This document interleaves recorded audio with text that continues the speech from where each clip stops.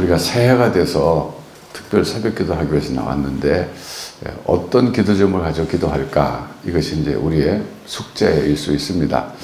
여러분들은 이미 금년에 어떤 소원과 또 목표를 가지고 있기 때문에 자연스럽게 그게 이 특별 새벽기도 동안에 기도 제목이 될 겁니다.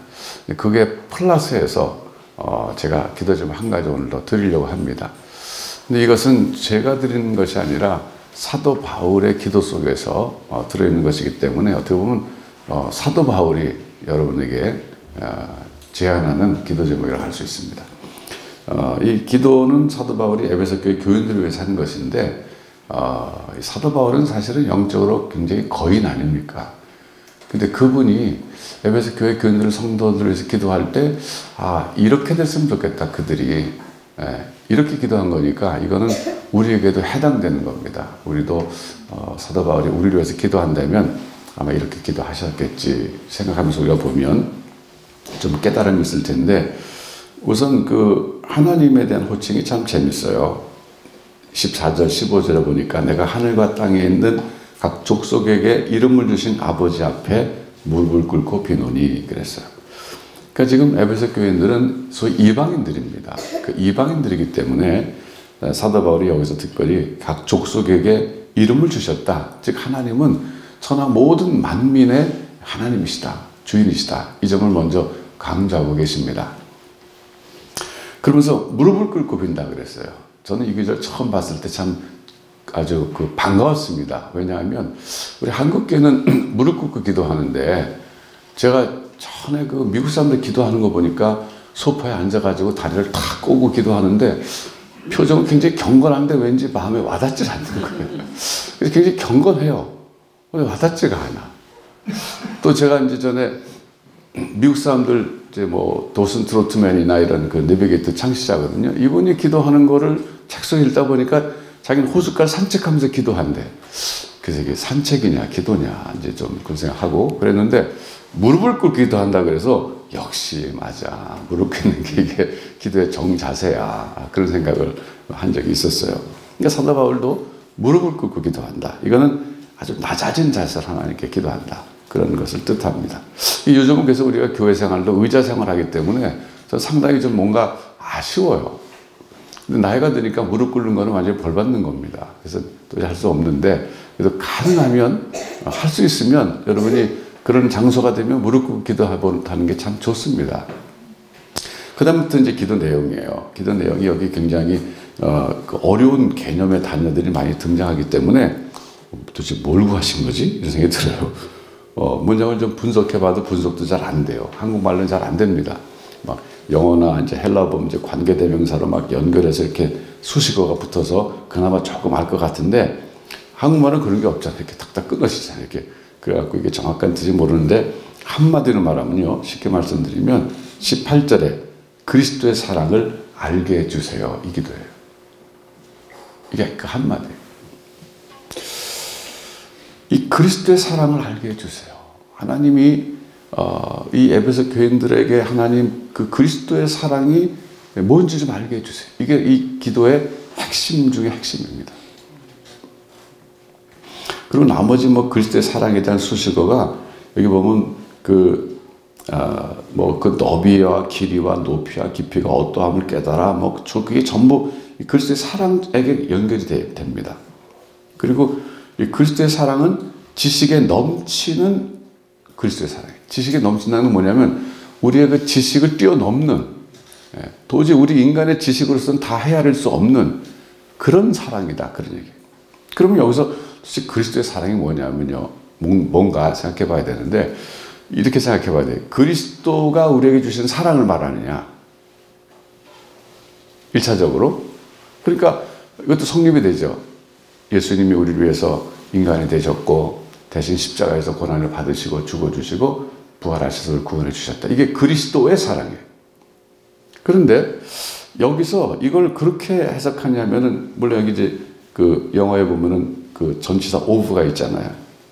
우리는 의가 있는데 이게 때로는요 소유격으로 쓰지만 대격으로 쓸 때가 있어요. 그리스도라는 사랑 이렇게. 여기서 이제 우리 한 가지 또 비교해 볼 만한 단어가 있는데 그건 3장 4절에 보면 같은 장이죠. 그것을 읽으면 내가 그리스도의 비밀을 깨달은 것을 너희가 알 수 있으리라. 그 그리스도의 비밀이란 말이 나와요. 그럼 여기서도 마찬가지로 그리스도의 비밀이 그리스도가 우리에게 알려주려고 하는 어떤 비밀을 말하느냐. 그리스도의 비밀이니까. 근데 그게 아니라 그리스도라는 비밀이에요. 오늘 새벽에 여러분들이 이 두 가지를 잘 깨달으면 참 전 좋겠다고 생각해요. 왜냐하면 저도 이거 깨닫고 굉장히 기뻤거든요. 그러니까 여기 그리스도의 비밀은요, 그리스도라는 하나님의 비밀이에요. 그러니까 이 그리스도라는 것이 감춰져 있던 것인데 이게 때가 됐을 때 나타났다는 거예요. 그게 3장 2절에 보면 나오잖아요. 3장 3절에 곧 계시로 내게 비밀을 알게 하신 것은 이것은 비밀. 이게 그리스도라는 비밀이에요. 하나님이 언젠가 우리를 구원하시기 위해서 그리스도를 보내기로 했는데 그건 비밀에 속했다는 겁니다. 때가 됐을 때 그리스도가 인간의 몸을 입고 오셔서 나타나셔갖고 그 비밀이 드러났다는 겁니다. 예. 그래서 여기서 말하는 이 그리스도의 비밀은 그리스도가 뭐 숨겨놓은 비밀을 갖고 있다 우리에게 알려줄 게 아니라 그리스도 자체가 비밀이에요. 그리스도라는 비밀. 그것처럼 그런 문맥에서 볼 때 그런 것처럼 여기 우리 그리스도의 사랑도 마찬가지. 그리스도라는 사랑이에요. 하나님의 사랑이 어떻게 표현됐냐면 그리스도로 표현됐다 그런 뜻이에요. 그리스도라는 하나님의 사랑 그거예요.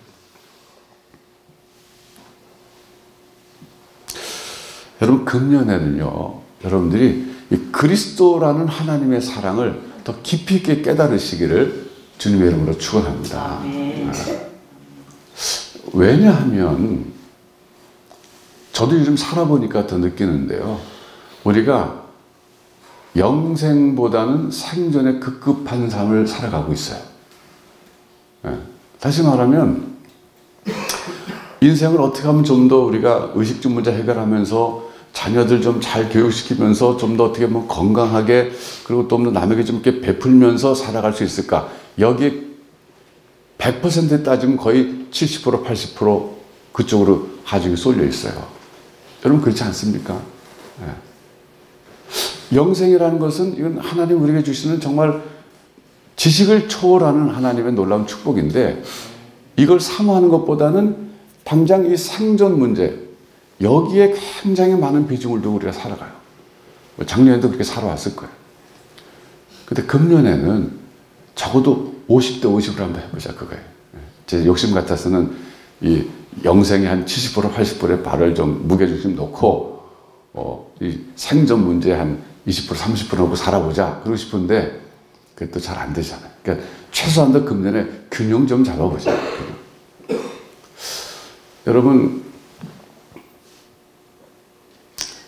제가 교회 다니고 의식적으로 교회 생활한 것은 이제 뭐 제가 60년대에 했거든요. 60년대 초등학교 뭐 1학년부터 들어갔으니까 61년인가 들어갔는데 그때부터 교회 생활했는데 그때는요 물질의 축복을 설교하는 목사님은 못 들어봤어요. 저는 전부 죄를 회개하고 하나님의 구원의 은혜를 사모해야 되고 거룩하게 살아야 되고 경건하게 살아야 되고 그래서 그때는 다 성도들이 그걸 추구했어요. 근데 이 80년대로 들어서면서부터 90년대 뭐 지금 이게 판도가 바뀌었어요. 뭐 물질의 축복과 또 번영과 그게 이제 주로 뭐 80년대 90년대라면 요즘에는 마음의 평안과 좀 마음 쪽으로 갔어요. 이제는 또 물질은 풍부해졌으니까 저희 다이어트 시대가 됐잖아요. 그러니까 물질보다 이제 마음의 평안과 이렇게 하는데 저는 안타까워요. 저는 안타깝습니다. 왜냐하면 그리스도라는 하나님의 사랑 이걸 놓치고 있어요. 놓치고 있어요. 이제 그러면서 여기 연결되는 거 보면요.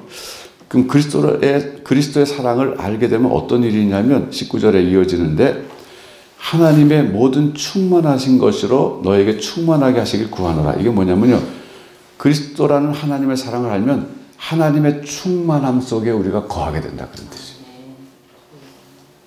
하나님의 충만함. 그 fullness of God이거든요, 영어로. 하나님의 충만함. 근데 저는 이제 이 충만함에 대해서는 사도 바울이 이게 굉장히 의미를 두고 쓰는 개념이에요. 단어인데 제가 다 뜻을 아직 모르겠어요. 솔직히 말하면. 너무 깊어가지고 도대체 하나님의 충만이 사도 바울이 깨달은 그것이 이게 뭐 어디까지인가 잘 모르겠는데 제가 조금 관계된 교절을 소개해 드릴게 한번 생각 좀 해보세요. 오늘부터. 우선 골로새서 2장 9절 한번 보세요. 골로새서 2장 9절. 하나님의 충만이에요. 골로새 2장 9절을 보면 그 안에는 예수 그리스도 아니에요. In him, 그 안에는, 예수 그리스도 안에는 신성의 모든 충만이 육체로 거하시고, 여기 신성은 하나님입니다. 그리스도 안에 하나님의 충만이 육체로 거하신다. 즉 그리스도는 하나님의 충만이라는 뜻이에요. 여기 충만이라는 말이 나와요. 또 그 다음에 10절에 너희도 그 안에서 충만해졌다 그랬어요. 그러니까 사도 바울에 있어서 이 충만이라는 단어가요, 에베소서, 골로새서 굉장히 많이 반복해서 나오고 있어요. 자, 그 다음에 에베소 1장으로 가서 보세요. 23절. 이 굉장히 집중해서 봐야 될 구절이에요. 교회는 그의 몸이니, 즉 그는 여기서 예수 그리스도잖아요. 교회는 예수 그리스도의 몸인데 그 교회는 어떤 단체냐면, 어떤 공동체냐면 그 다음에 나오는 거예요. 만물 안에서 만물을 충만케 하신 이의 충만합니다. 여기 충만이 계속 나와요. 그러니까 무슨 말이냐면 만물은 한마디로 말하면 예수 그리스도의 몸인데 만물 안에서 만물을 충만케 하신 이분이 누구냐면요, 예수 그리스도예요. 다른 말로 하면 또 하나님입니다. 그러니까 만물에서 만물을 충만하게 하신 즉 하나님, 그 하나님의 충만한 곳이 교회다, 그런 뜻이에요. 그래서 저도 이제 더 많이 연구하고 싶은 이 개념이에요. 충만. 바울 사도에게 있어서 에베소서와 골로새에서 강조하신 그 충만함, 하나님의 충만함, fullness of God, 하나님의 충만함이 이게 어떤 정도의 충만함일까? 굉장히 신비로운 개념입니다. 그런데 우리가 그걸 지금은 다 모르지만 어쨌든 우리가 연결시켜서 보면 그리스도라는 하나님의 사랑을 깨달은 사람에게는 그 하나님의 충만함이 거한다, 이런 뜻이에요.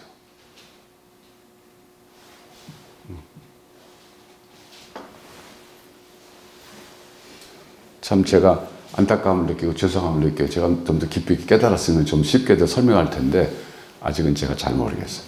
저 느낌은 있죠. 느낌이 있어요. 하나님의 충만함. 예수 그리스도는 하나님의 충만함이시다. 네. 또 교회는 그리스도의 몸인데 만물 안에서 만물을 충만케 하시니, 즉 하나님, 그분이 충만히 거하는 곳이다. 그 느낌이 좀 오잖아요, 전체적으로. 뭐 말로는 잘 설명할 수 없고 내가 표현할 수 없지만 하나님의 충만함. 만물 안에서 만물을 충만케 하시는 그분, 하나님. 예. 그분이 내 안에서도 충만히 거하신다.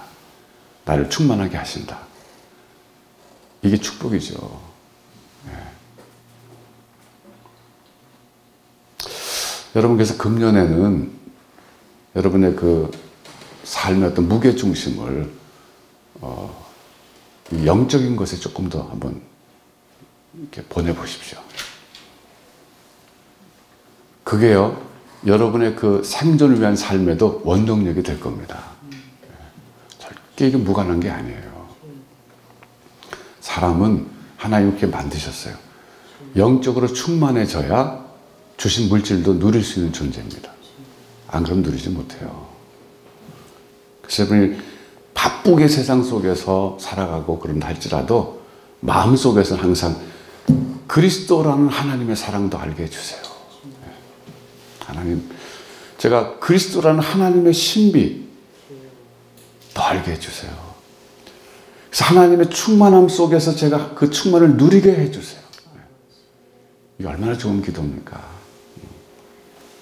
그래서 여러분들이 뭐 삶에 관한 기도를 하지 말라는 건 아닙니다. 다 하십시오. 의식주를 위해서, 사업을 위해서, 자녀를 위해서, 건강을 다 하세요. 거기에 플러스 그리스도라는 하나님의 사랑 알게 해주세요. 그리스도를 보내신 것 그 자체가 우리를 향한 하나님의 사랑이고, 그 그리스도가 우리를 위해서 죽어주신 것 하나님의 사랑이고, 우리를 구원해 주신 것이 하나님의 사랑이고. 네. 여러분, 하나님 나를 구원해 주셨다는 것 때문에 감격해서 통곡해 보신 적이 있으세요? 그게 있어야 돼요. 정말 있어야 돼요. 여러분이 사랑하는 사람이 죽었을 때 통곡했던 것 못지않게 하나님이 나같이 죽을 수밖에 없는 죄인을 구원해 주셨다는 것 때문에 그걸 깨닫고 감격해서 통곡해 본 경험이 있어야 됩니다. 네. 그래야 돼요. 그래야 진짜 복음을 깨달은 거예요. 네. 그래야 그리스도라는 하나님의 사랑을 깨달은 겁니다. 그래서 그걸 사모해 보세요. 금년에 하나님, 제가 영적으로 더 그렇게 깊이 있는 하나님의 사랑 속에 들어가서 하나님의 충만함 속에 거하게 해주세요. 네. 그렇게 기도하실 때 하나님이 들어주실 믿습니다. 네. 기도하겠습니다.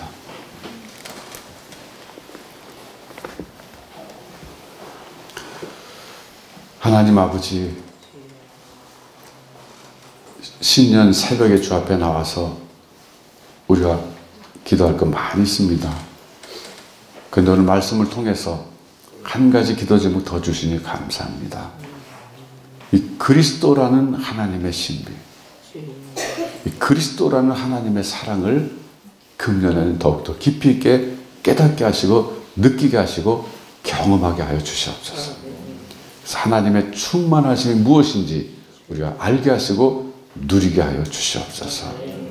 예수님의 이름으로 기도하옵나이다. 아멘.